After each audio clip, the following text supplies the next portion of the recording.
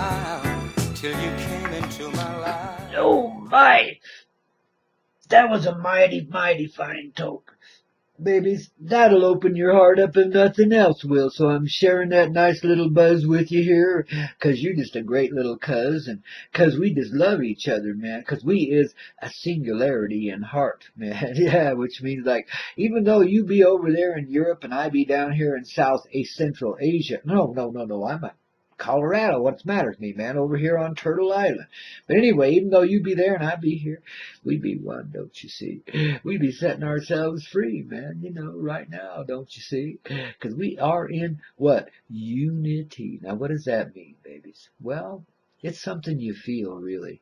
It's a united feeling in your heart. If you're catching a little buzz here this morning, if you're getting just a little bit of warmth and release in your chest area and your mind starting to relax a little bit, well, babies, you're probably catching the wave here, man. Yeah, the tsunami of love that spews forward every morning as we begin our broadcast here at 9,000 feet high in the Rocky Mountain sky, clinging to the mountainside in the spaceship love, ready for takeoff as we radiate love from this lofty place, man. Enough love to get your wings spread out there this morning, get them dried out. Like we said yesterday, it is the time of renewal, the time of the arousal of the complete innocent soul in the heart of every human being that lives, babies. If you don't think this is radically going to change behaviors here, well, just hang on for a little bit and you'll see that it does. Speaking of which, let's get our angel card for the day. I haven't had time to draw one, so send me some sudden inspiration here, guys, and let's get a good one out of here. Go 3 down, 4 up, 2 over, and 1 down, and 6 up, and babies. Oh, man. That sucks. I ain't gonna do that one. Okay, the card for today is search. For everyone who searches finds. The one I threw away was karma, which, I don't believe in. There is no crime, there is no punishment. There's cause and effect everywhere, and it works on you, and it works on me too, and it helps us get our behavior right. And it's a beautiful thing, and it ain't karma. It's just cause and effect. It's just life going on. It's just simplicity in motion. The justice of the heart, man, and it does work, whether you believe in it or not. You don't believe, God blessed thing, man. It's better if you don't, But your old heart knows, babies, and it evens the score right away. Whatever you're putting out, you get right back, so you get to deal with it. Etc., and that's just the way it works, even more so. Though there are those in this reality who think they have negated the effects of so-called karma. Well, of course you have, because there is no karma. But there is cause and effect, baby. What you send out is what you get back, and it may not come at you in a very straightaway way, Let's say you're just being brutal with a whole bunch of people, Well, maybe your cute little poodle dog is going to sneak up on you and bite you on the butt this morning. You'll have to have 15 stitches and a rabies treatment, man. I mean, it always comes back on you somehow. But this is for our own good. We designed this coyote medicine right into life. And that's what it is. No such thing as karma. No such thing as crime and punishment. That's insanity. When you start looking down your nose at anybody else's behavior, you better look inside of yourself before you make any judgment on anyone else. Yeah, there's been some heinous things done in this world and still is at times, man.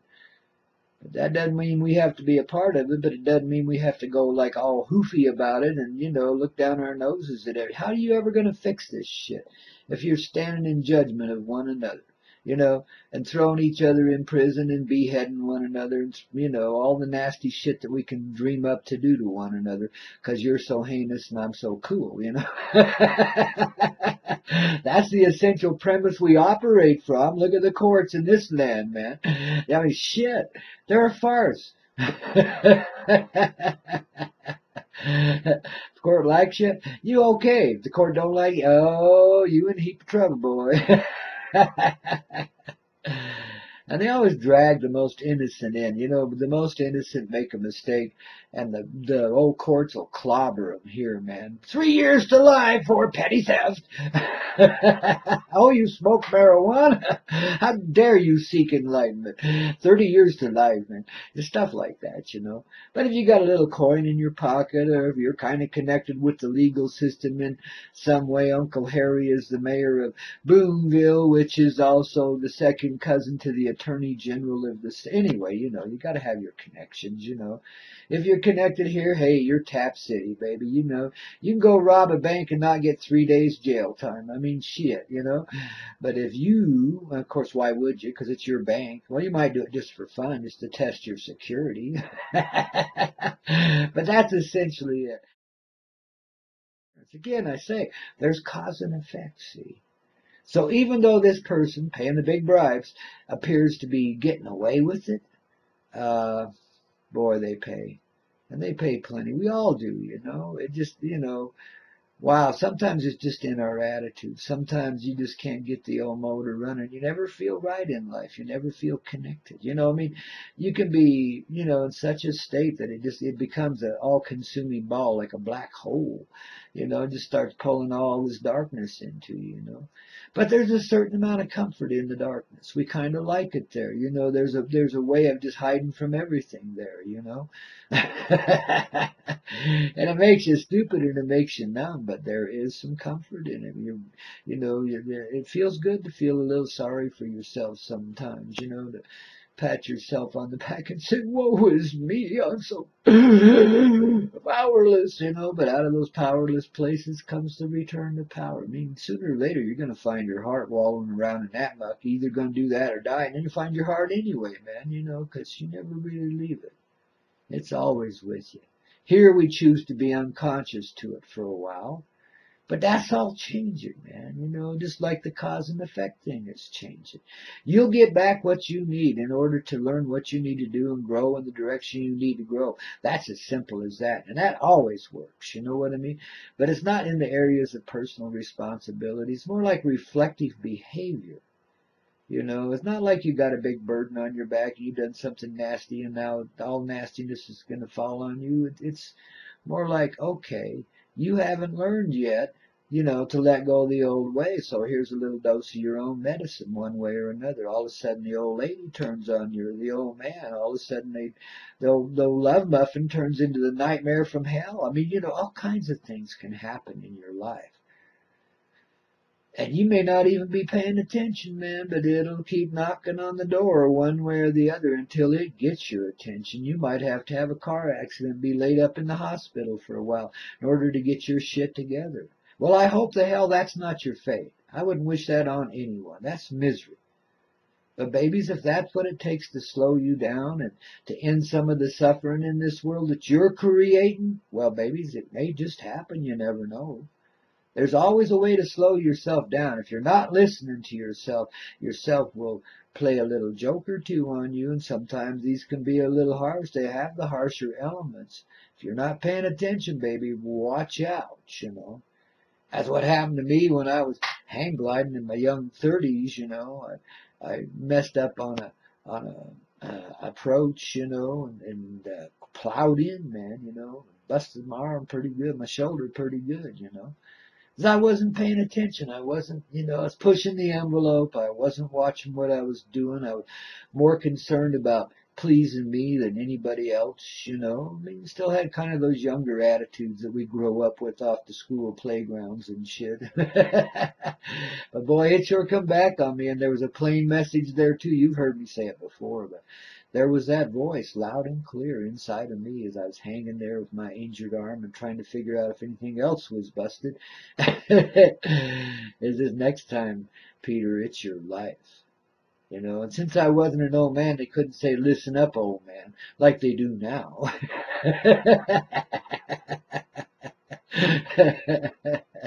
But it was kind of like that.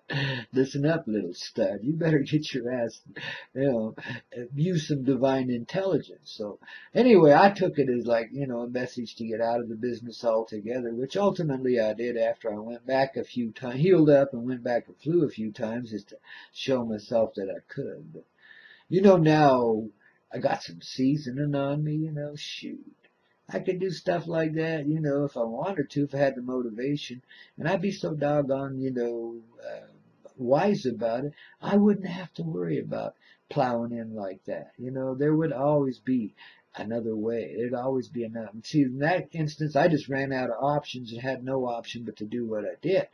It was either that or get myself chopped to pieces in a barbed wire fence that was pretty heavy duty, man, with sheet tight. What that means is it's got like 16 strands of barbed wire on it or something. I mean, it's a nasty looking fence.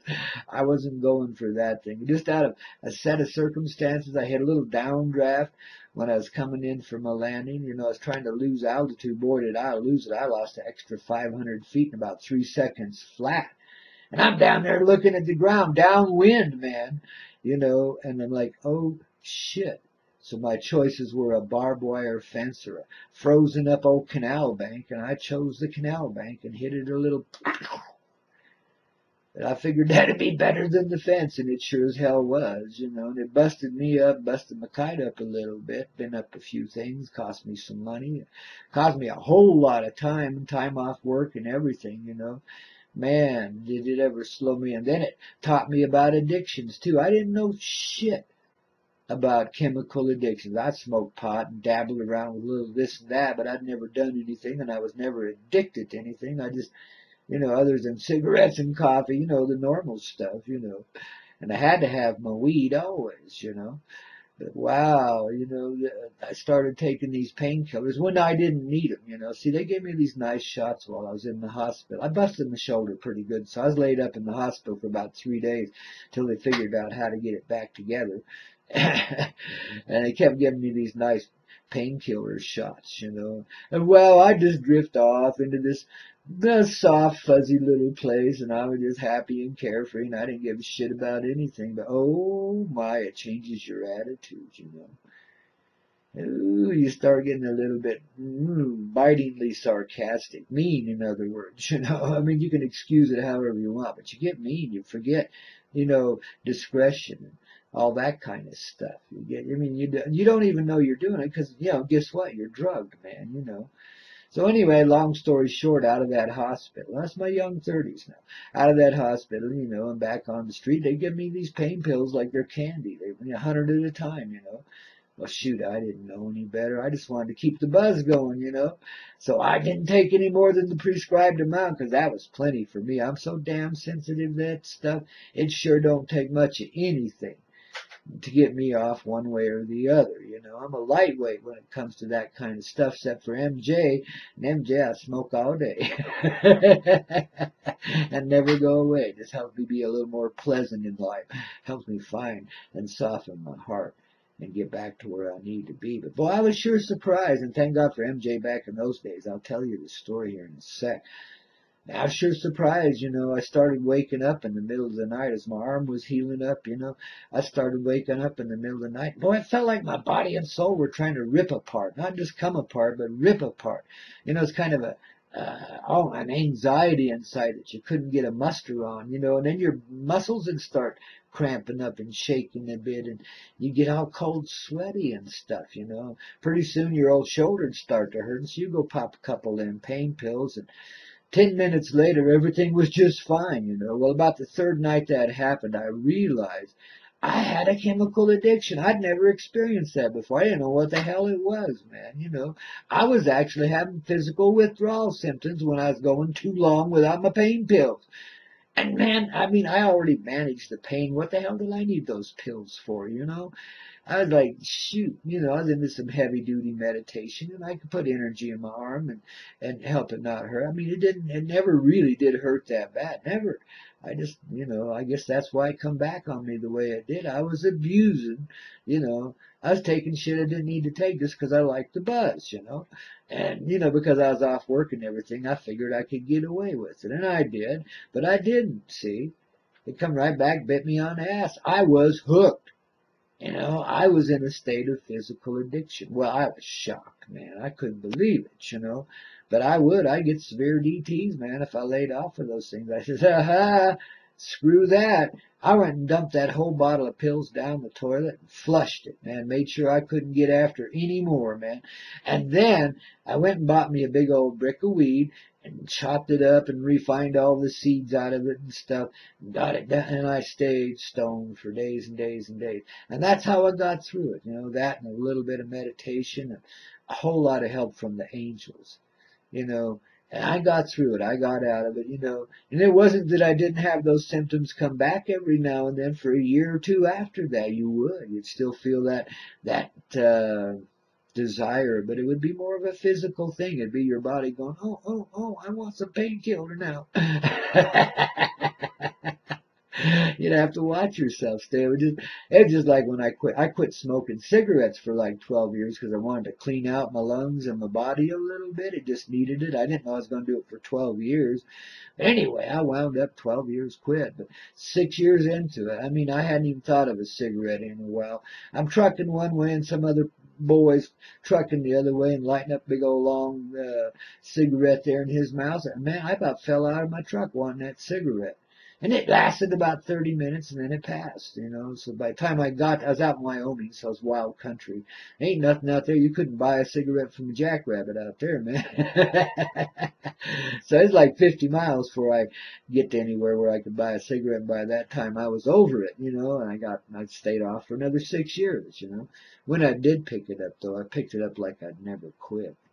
And I bet you, but you know, I've had little experience with opiates since then. You know, I broke my hip a while back, and somebody gave me some morphine. You know, and I didn't have any compulsions afterward to want more and more and more or anything like that. I mean, somehow I've managed all that, and it's gone away now. It's just part of my experience in the past. You know.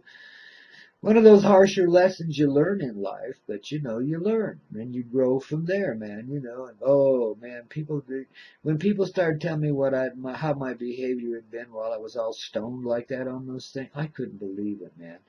And I could remember some of it.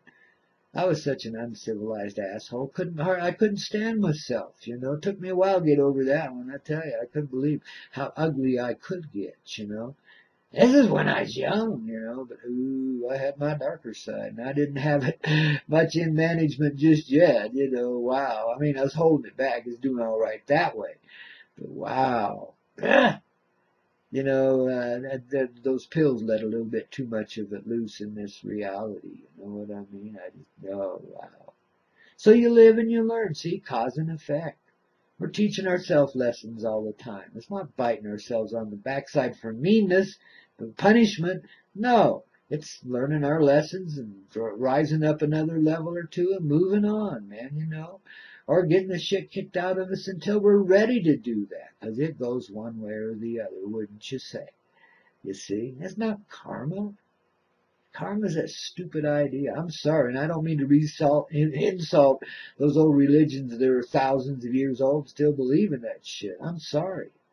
You know, it's just your way of describing cause and effect. You put the punishment element in it. You made it punishment, and that's stupid. If you're going to punish one person, you're punishing everyone. Until you get hold of that idea, till you get a grip on that, well, I guess you're always going to speak in such divisive terms. But me, this is how I flow with it. And all of our beautiful little Coyote cousins out here too in this little old Vibe Tribe. Salute and Kalink, my babies. We love ya. This is how we roll. We take it from the soul, the heart level. We understand our part in creation. We're starting to catch on to that shit. And we know how to modify behaviors both in ourselves and other beings. You know, I've helped people since my experience there, way back when. Well, in my 40s, a lot of my gifts started coming forward, and I began to share them with people. And when that began happening, well, babies, people came to me with similar issues, you know, hooked on smack and stuff like that. I helped them get off. I helped them get off crack, all kinds of shit, you know. If people were willing, if they were in a good space and ready for it, then, you know, it wasn't that hard to do. A lot simpler than it was for me back in my time when I didn't quite have all those gifts activated yet. You know what I mean? My younger 30s. Shoot. Whew.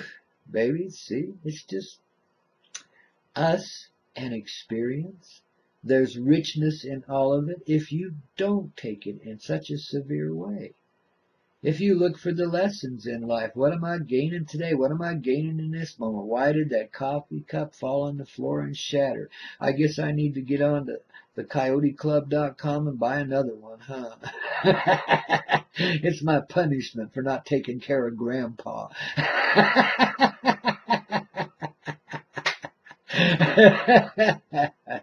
Well, there I go now. I'm all getting karmic. Damn. But you begin to see what I'm saying. Even though we can have fun with, make jokes about it, babies, if you just look at it, it's just cause and effect. It's just us learning from our own vibe. I mean, we are very reflective. The very things we judge the most severely outside of us has a matching element within us. That doesn't mean you're a child molester or something like that. But what that means, when you're looking down your nose at anybody for any reason, there's some element inside of you, a weaker element that you're trying to protect and hide away. And it's got something to do with what you're seeing outside of yourself. It may not be the same exact thing, thank God, but it may be just as twisted inside of you, you see. That's what I look at too. Whenever I'm going off, man, I got to get back inside myself. I haven't done this for a while now, thank God, but got to get back inside myself and find out what's bringing all this misery to me outside of myself, to see if there is some causative energy, some little thing I'm hurting about or resenting over or whatever. Where is that? What is that? And it'll bubble up sooner or later. You just have to be patient with yourself. And then you start to see the cause and effect. And when you deal with it inside of yourself, you're undoing the cause, and therefore you no longer see the symptomatic effect outside of you. And the cruelty in this world dies away, like it's just swept away by a dry desert wind, just dried up and turned into dust. It's gone. You see, this is how we terminate cause and effect in our experience in that. Eliminate the cause inside of us. There's always, if the outside world is fucked up, there's something that's just as messed up inside of us, something emotionally, spiritually, physically that we're not dealing with. Because it'll be affecting you on all those levels, and the indications and arrows will all be pointing to the causative factor. It's deep usually inside of yourself, some deeper feeling that's in the subconscious. You got to go dig around in there and find it. Well, how do you do that? Give yourself some time. Close your eyes, invite assistance, relax.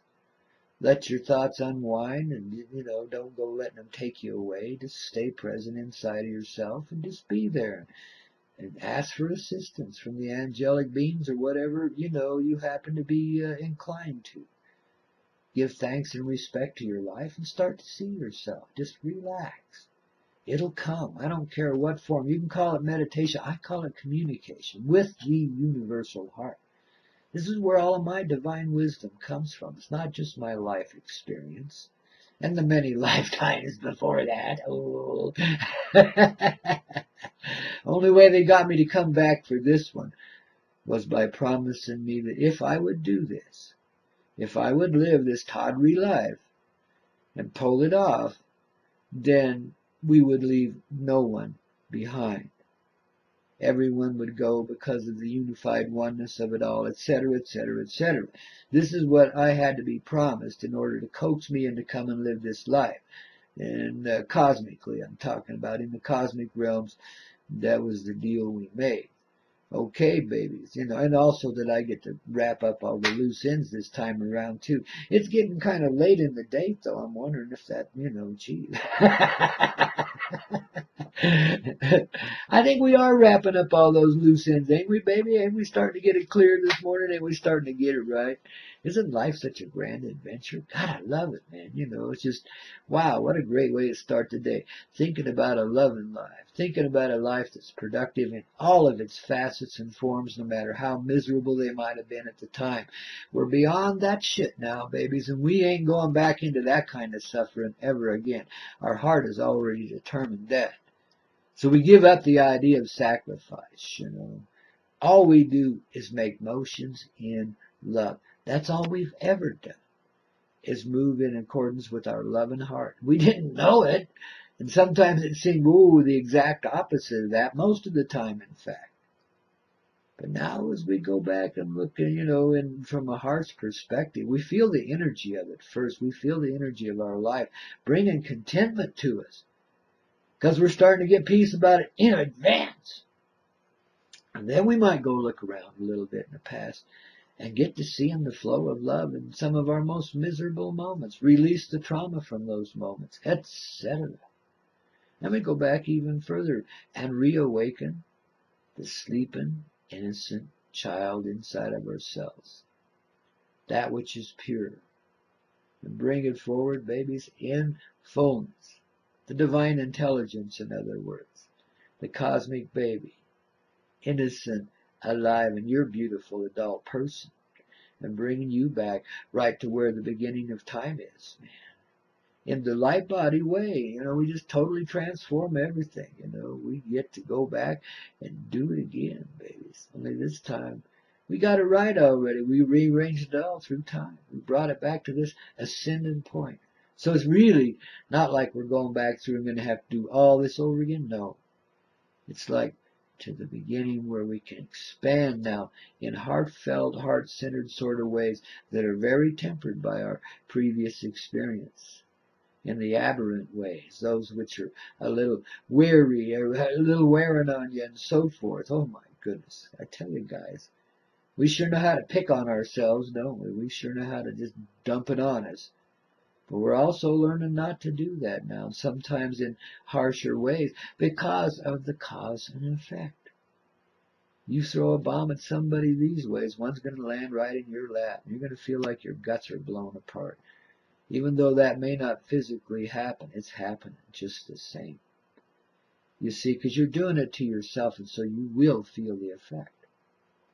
If you're shooting at somebody, if you're putting a bullet in somebody's brain, or something like that, babies, you're doing that to yourself. And I don't think that's too wise a thing to be doing these days. I don't care how grand and glorious your cause may be. It ain't worthy of you firing a shot at anybody, or taking out a knife, or any other weapon. You don't even need that to protect yourself. Hey, if they're drawing down on you, man, just blossom. Let the heart come forward. Be loving towards everything and everybody. And baby, it disables the violent urges and the violent actions that sometimes go with it. I mean, in other words, like if a bullet's flying your way, it's going to miss. No matter how accurate of a shot that person may be, it don't miss you by a mile. It might just dissolve away before it ever gets to you, etc., etc. It might misfire. Who knows? All I do know is you're divinely protected in moments like that. I've seen it happen in my own life several times. I've been in life-threatening situations where the love was the only thing that got me out of it. Whatever little I could muster in that time, according to whatever consciousness I had, it worked, babies. I'm still alive talking about it. Some people ain't. You see? It may or may not be a good thing. Maybe I should have gone home. Well, that's part of the reason why I do what I do. I'm countering all the negative effects I put out there.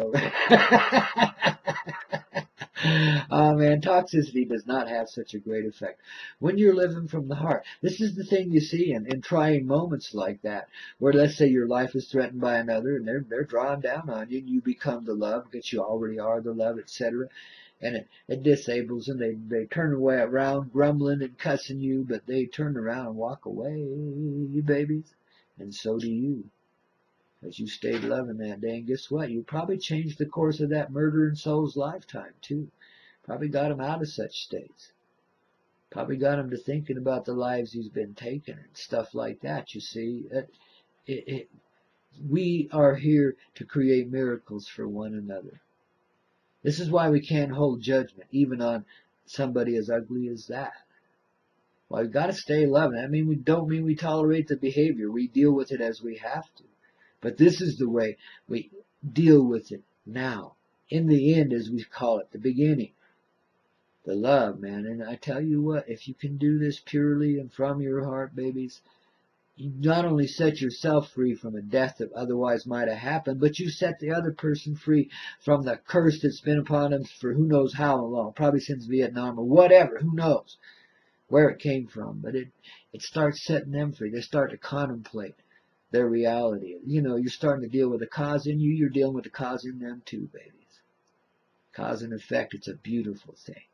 And that's the other side of it, and nobody's listening to. We're all so caught up with karma. My ass.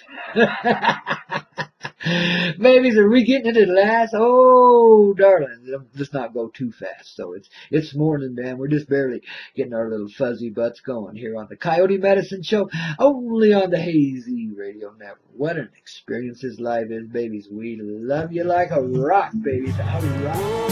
Oh, sure